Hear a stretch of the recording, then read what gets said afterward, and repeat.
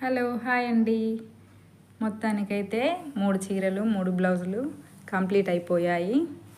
Embroidery work బ్లౌజులు చూపించాను కదా, ఇవేనండి. హ్యాంగింగ్స్ ఇలా రెడీ చేశాను.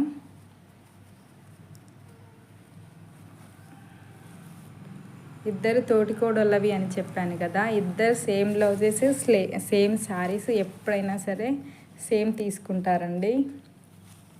రెగ్యులర్ కస్టమర్స్ అన్నమాట.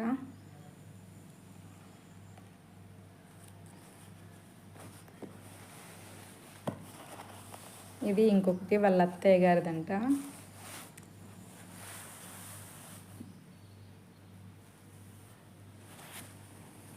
ఈ చీరలో బ్లౌజ్ అయితే పింక్ వచ్చింది.